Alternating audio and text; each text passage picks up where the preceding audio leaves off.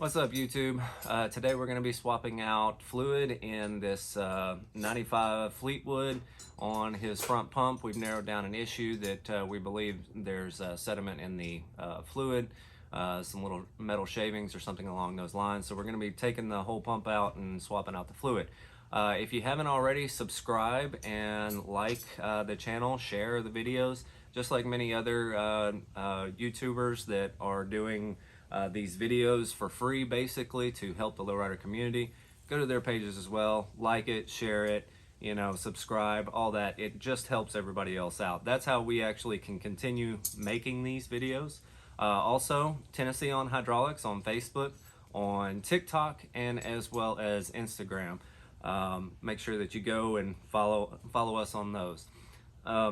So this may be beginner stuff, but if you haven't done it before, it can be, it's just not something you've done before. So what we're going to do is we're going to start from start to finish, from the most beginner stuff to, kind of giving you little tips in between. So we're going to go ahead and get started in pulling this pump out. And I'm going to be showing you on a well-lit workbench to where you can see step by step what you should be doing in order to swap out the fluid. All right, so we're about to pull this pump out, and the step one is you want to go ahead and drop the car as much as possible. So once you have dropped the car, you'll want to hold the switch down to dump it for about, say, 3 seconds to relieve any additional pressure. No more than 3 seconds, but just go ahead and hold it down for about 3 seconds, and it will relieve any additional pressure in the lines so that when you go to disconnect them, there won't be so much fluid loss. And then after you have done that, then you want to disconnect your ground and go ahead and get started from there. All right, so after you've got the car dumped, your quick disconnected from your ground, you'll want to take the power source from your motor off. Now, a lot of people just go in there and they start wrenching at it, okay? That's not the correct way of doing it. You want to make sure that you're holding this nut right here, and let me zoom in a little bit, right there. All right, so you'll want to make sure that you're holding this nut. Hold it still while you are loosening this. Otherwise, you're going to be spinning internal items on the inside, or you can break it loose on the inside. You don't want that. So you want to hold it still and disconnect the power source to your motor right there. All right, so the next thing you're going to want to do is take your dumps off, or slip these off. So this should be relatively easy to pull off. You just twist real hard, and then the nut should just slide right off. Now you can take these and literally just slide them off and set them in your trunk or wherever. And last but not least, you're going to want to crack the lines that are leading to the hoses, leading to the to the cylinders there. Now we've already taken this off so you can see it very clearly, but you're going to want to disconnect those. And I always do it kind of the ghetto way and put a Tupperware bowl up underneath there to try to catch any sediment, but you also want to have some rags on hand because it's going to leak either way. All right, so if you made it this far, you have dropped the car, disconnected your ground, disconnected the motor, disconnected the lines, taken your dumps off.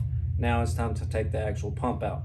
On the bottom of the pump, or bottom of the block, you'll have these. They should be probably 9/16. Go ahead and unscrew those to take the pump out. All right, so now we're gonna take the tank rods out, and these little dudes right here, tank rods. It's most likely either gonna be a 10 millimeter or a 7/16. So you want to obviously put one on each side, 2 wrenches. You'll want to, I leave one tight and not super tight. I can go ahead and break it loose, but then you want to leave the top one on. That's just kind of how I do it. Leave one of the top ones on and go ahead and pull the rest of them out. So basically you got one kind of holding it in place, and then go ahead and pull the tank rods the rest of the way out and set them to the side. All right, now just keep an eye on it, make sure that it doesn't start to separate, or if it starts to leak, go ahead and stop. And then what you're going to want to do, because this one's full, what you're going to want to do, if it does start to go ahead and leak, it means that the seal from the block, this right here is the block, the seal between the block and the tank is not very good. If it starts to go ahead and leak, might as well actually go ahead and replace it if it does. So it should stay on there. Now that I've got all of them out, the tank, maybe not the backing plate, but the tank is staying on just like that. So now what I'm going to end up doing is I'm going to take the pump and I'm going to set it on its back on the tank. Now on a soft surface, I'm going to put it facing up. The motor right here is going to be facing up. And then we're going to lightly take a screwdriver, a flathead or something like that, and kind of gently pry it apart. I'll show you that here in just a second. So my son thinks it's funny, and he thinks that we should continue rolling while we take this off of here and put it over here just in case the tank falls off and fluid goes flying everywhere.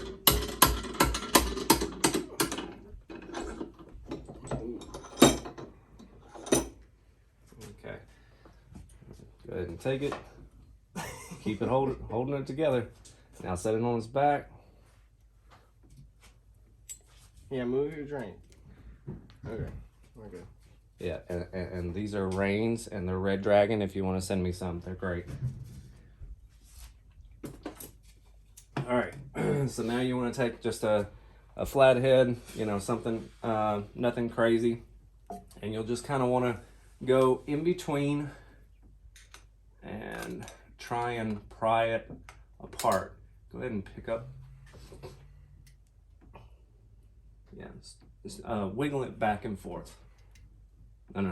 What are you talking about? Go like this and like this. I'm gonna hold this still. We're just trying to break the seal. Yeah, this is a very good seal. That's not bad. No, not bad at all. Great. All right, I think you got it. now gently pull up. Yeah, it's not coming. It's coming. All right.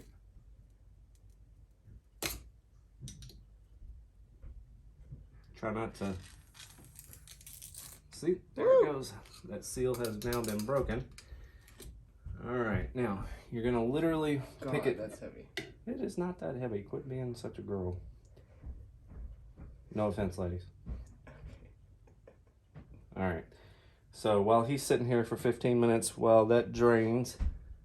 What am I supposed to put this? No, just stay right there. I can't stay right here for Why much not? longer. What's going on?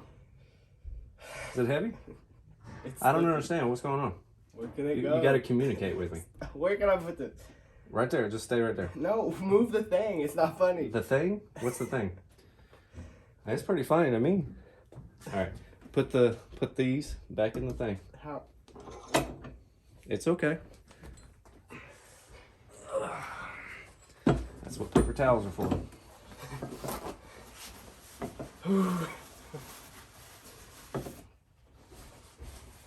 I ain't getting dirty. You're doing this. This is your car. Go. What are you talking about? It's leaking all over the place. Catch it. All right. So, as you can see, that was the easiest way to pull the tank off, and you got all this fluid inside. And now this is kind of some nasty looking stuff. I don't know if you can see.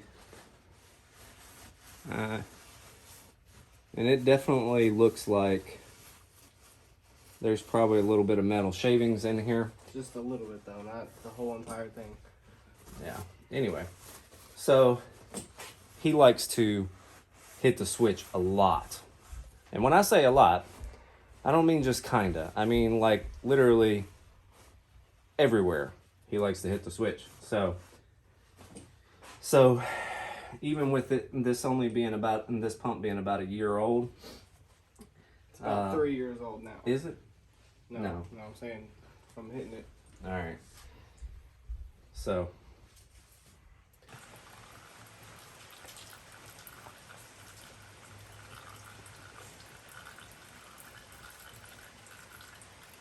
All right. So clearly there's some sediment in here. Oh, good. Okay. See, that's why it's important to go ahead and do it every now and then. This stuff starts going through your system, getting into seals and stuff like that. Starts blowing seals just because it's got something with a little bit of a sharp edge. Oh yeah, there's definitely stuff in here. Look at that. Now, this isn't big enough to cause the issue that we have, I don't believe, but that's definitely a lot. Yeah, well, there's so much that this is barely going through. Yeah. I've removed all the fluid and wiped out the tank. We're going to go ahead and put some fluid on your finger, wrap and run it around the inside of the tank as well as the O-ring. Make sure it's on there nice and good. And then you will just line up the holes like so and push it on there nice and tight. And then you want to put your tank rods back in. And as far as how tight, you want them just snug. You don't want to over tighten them because it'll bend the backing plate. And if you'll grab me the backing plate.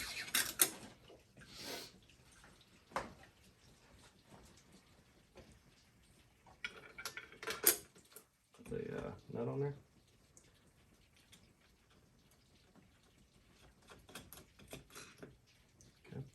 Grab another one, throw it on there.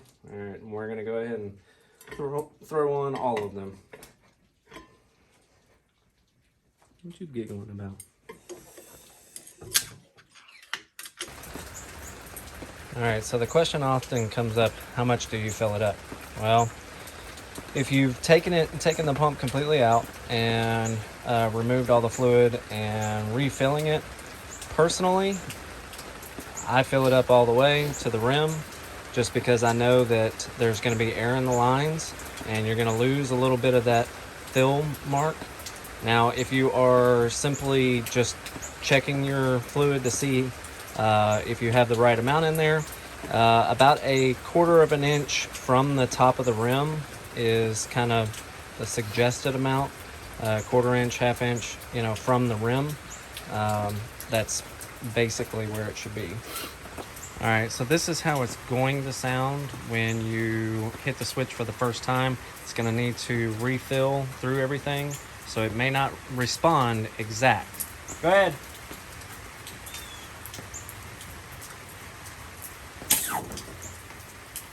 Again.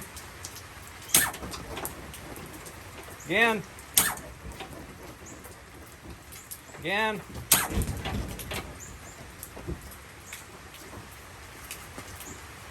Now that you've filled up your tanks, you have put everything back together the same way that it was taken apart, only in reverse. You'll hit the switch several times to try and work out some of the air that's in the lines. You may get to a certain point where you need to bleed the lines, which there's another video, and I'll post a link to show you how to bleed lines. But over time, the air should work its way out. Just give it some time, lift it, lower it, drop it, and about 10-15 times, something like that, it should work its way out. If not, if it's still lifting at different times, just go in there and bleed the lines like I posted in the link.